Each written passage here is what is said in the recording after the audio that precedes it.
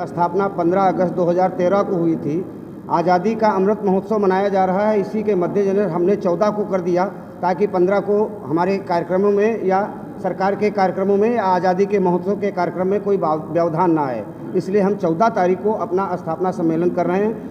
दूसरी बात यह है कि हर 4 साल में निर्वाचन आयोग का आदेश है कि हर राजनीतिक पार्टी का चुनाव होना जरूरी है। 4 साल का कार्यकाल हमारा 15 अगस्त 2022 को समाप्त हो रहा है। इसलिए नए सिरे से संगठनात्मक चुनाव हुए हैं और हम लोग अभी कुछ सामाजिक, राजनीतिक और संगठनात्मक प्रस्ताव पारित किए हैं, पेश किए हैं। उस पर हम लोग चर्चा कौन से प्रस्ताव आपकी तरफ से? देखिए, सबसे बड़ा तो जैसे आपने सवाल खड़ा कर दिया, बहुत अच्छा सवाल किया कि आज़ादी का महोत्सव मनाया जा रहा है।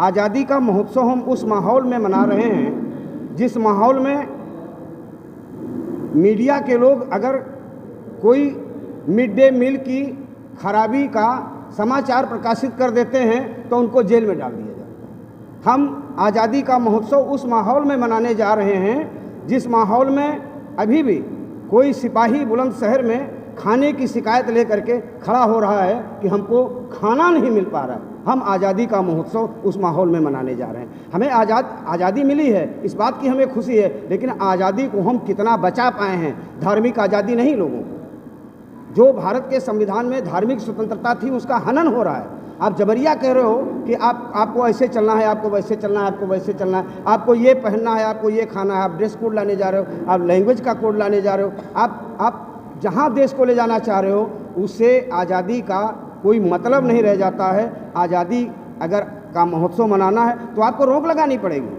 आपको देखना पड़ेगा कि काशी, वहाँ प्रयागराज में कैसे धर्म संसद हो जाती है और कैसे लोग कहते हैं कि हम भारत को, संविधान को बदल करके भारत का नाम हिंदू राष्ट्र करेंगे और हम वर्ण व्यवस्था के अनुसार देश का नया संविधान लगाएंगे और देश का नया संविधान चलाएंगे। ऐसी स्थिति में हम कैसे मान लें कि आज़ादी का जो महोत्सव मनाया जा रहा है उसकी कोई सार्थकता भी है। लोग भूखे पेट पी रहे हैं। लोग सर्दी की ठिठुरती रातों में जब सड़क पर सोते हैं, आप लोग कवर करते हो, देखते हो कि फुटपाथ पे कोई मर गया है ठंड से, फुटपाथ पे कोई सो रहा है। ऐसी स्थिति में हम आज़ादी का महोत्सव मना रहे हैं। आज़ादी का महोत्सव मना रहे हैं या आज़ादी के लिए जो लोग कुर्बान हुए हैं उनको याद कर रहे हैं। अगर जो लोग आज़ादी के लिए जंग में शहीद हुए, कुर्बान हुए, यातनाएं सही, उनको मना रहे हैं तो उनको हम नमन करते हैं, वंदन करते हैं, अभिनंदन करते हैं। लेकिन निश्चित रूप से आज़ादी का महोत्सव हमारे लोग मनावें, लेकिन हमें ये देखना पड़ेगा कि हमारी जो शिक्षा पद्धति है, आप कह रहे हो हम स्कूल बेचने जा रहे हैं, आप कह रहे हो अब सरकारी स्कूल हम बंद करने जा रहे हैं, तो ऐसा कैसे चलेगा?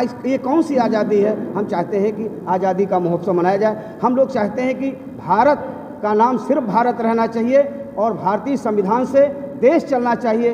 कोई नया संविधान, हिंदू राष्ट्र के नाम पर कोई नया संविधान हम स्वीकार नहीं करेंगे। जिस तरीके से दैनिक जागरण 12/8/22 को प्रयागराज से छपा, जिसमें कहा गया है कि हम वर्ण व्यवस्था के अनुसार संविधान को चलाएंगे, देश को चलाएंगे, जिसमें ये कहा गया कि वर्ण व्यवस्था के अनुसार हम देश को चलाएंगे। और एक बड़ी बात कही गई, आपके माध्यम से पूरे देश के लोगों को आगाह करना चाहते हैं। एक बड़ी बात उन्होंने कहा कि उसमें वोट देने का अधिकार हिंदू, सिख, जैन और बौद्धों को होगा। उसका क्या मतलब हो गया? मुसलमानों को उस हिंदू राष्ट्र में वोट देने का अधिकार नहीं रहेगा, ईसाइयों को वोट देने का अधिकार नहीं रहेगा। तो मुस्लिम कंट्रीज पे इसकी प्रतिक्रिया क्या होगी? अब मुस्लिम कंट्रीज में जो हिंदू रह रहे हैं, अगर उनको वोट देने का राइट वहाँ ख़त्म कर दिया जाएगा तो होगा क्या? तो ये जो हुक्मरान हैं देश को गृह युद्ध की तरफ ले जा रहे हैं और ये बड़ा खतरा है। इससे सबको आगाह रहने की, सतर्क रहने की ज़रूरत है हमारे।